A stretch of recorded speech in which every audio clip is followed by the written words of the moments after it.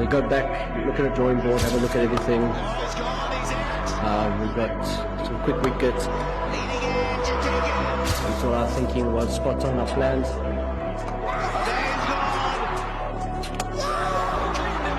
Jadeja goes from CSK 74 for 4. We've got a guy like Dhoni, he's just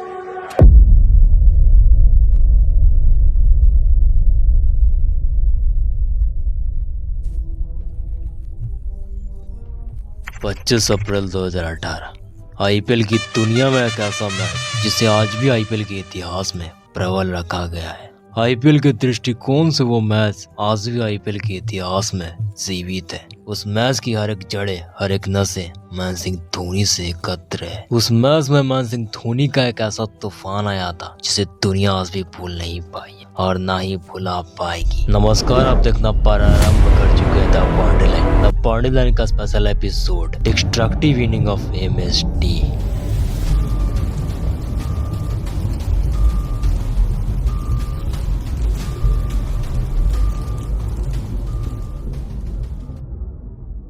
Bengaluru के इस मैदान पे विश्व के दो सर्वश्रेष्ठ कप्तान अपनी जबरदस्त योद्धाओं के साथ एक दूसरे को पराजित करने को तैयार थे। एक तरफ आरसीबी की रफ्तारबाजी तेज गेंदबाज थे, वहीं दूसरी तरफ सीएसके के करामाती बल्लेबाज। एक तरफ विश्व का बेहतरीन गेंदबाज था, वहीं दूसरी तरफ विश्व का बेहतरीन ऑलराउंडर। एक तरफ विश्व का सर्वश्रेष्ठ बल्लेबाज था, वहीं दूसरी तरफ विश्व का सर्वश्रेष्ठ कप्तान। दिग्गजों से सदी यह दोनों टीमें आईपीएल की दुनिया में अपना वर्चस्व स्थापित करने वाली थी। इस भीड़ की यह आक्रोश ये बता रही थी कि इस मैच की क्या औकात है। 25 अप्रैल 2018 शाम 7:30 बजे दोनों टीमों के कप्तान टॉस के लिए आते हैं और टॉस जीतकर कप्तान महेंद्र सिंह धोनी ने पहले गेंदबाजी करने का निर्णय लिया। वहीं दूसरी तरफ ना चाहते हुए भी आरसीबी को यह निर्णय स्वीकार करना पड़ा। आरसीबी की ओर से पारी की शुरुआत कर रहे थे कप्तान विराट कोहली और कैप्टन डिकॉक।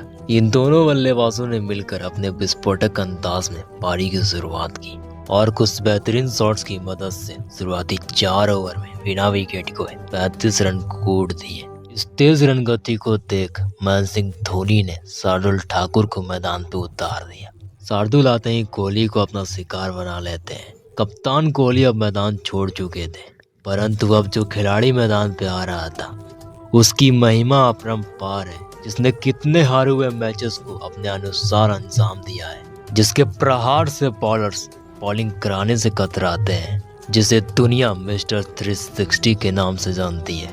शार्दुल के इस मैडन ओवर के चलते आरसीबी 5 ओवर में मैच 35 रन पे थी और अपने कप्तान को खो चुकी थी।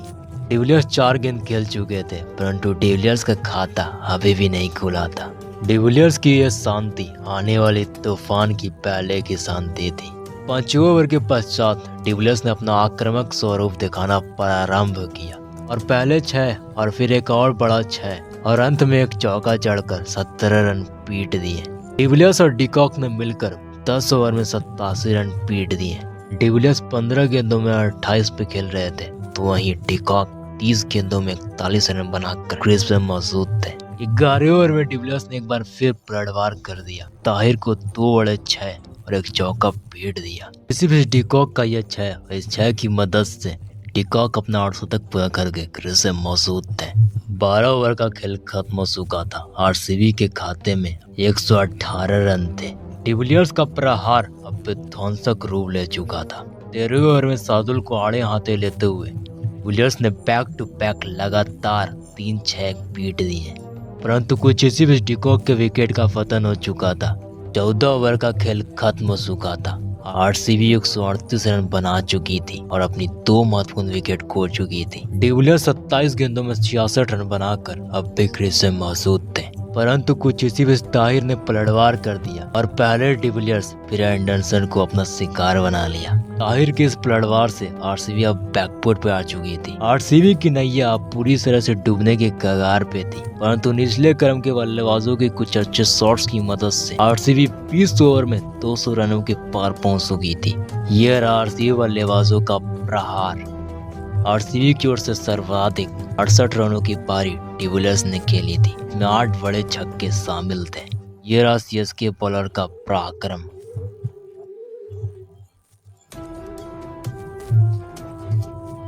बेंगलुरु के इस मैदान पे 120 गेंदों में 206 रन बनाना सीएसके के लिए आसान नहीं था, क्योंकि आरसीबी के तरकस में हर वो तीर था जो चेन्नई बल्लेबाजों का इलाज जानते थे। ऐसे हालात में चेन्नई के लिए रन चेस आसान नहीं होने वाला था। बेंगलुरु की इस रणभूमि में इस रण को जीतने के लिए सीएसके के 2 प्रतिभाशाली बल्लेबाज पारी की शुरुआत करने आते हैं, परंतु पहला ही ओवर में वाटसन का विकेट का पतन हो चुका था। वाटसन के विकेट के पतन के बाद रैना और राइडो ने मिलकर 5 ओवर में 50 रन पीट दिए। वाटसन के विकेट के पतन के बाद रैना और राइडो ने 50 रन कूट दिए। 5 ओवर तक सीएसके के लिए सब कुछ ठीक था, परंतु 6वें ओवर से आरसीबी ने पलटवार कर दिया और बैक टू बैक विकेटों का पतन जारी हो चुका था। पहले रैना फिर विलियम्स फिर जडेजा पवेलियन की राह पकड़ चुके थे। जो चेन्नई 5 ओवर में 50 पे 1 विकेट था, वही चेन्नई 10 ओवर में 83 पे 4 विकेट हो चुका था। ऐसे हालात में चेन्नई की डूबती नहर को पार लगाने चेन्नई का सम्राट, चेन्नई का कप्तान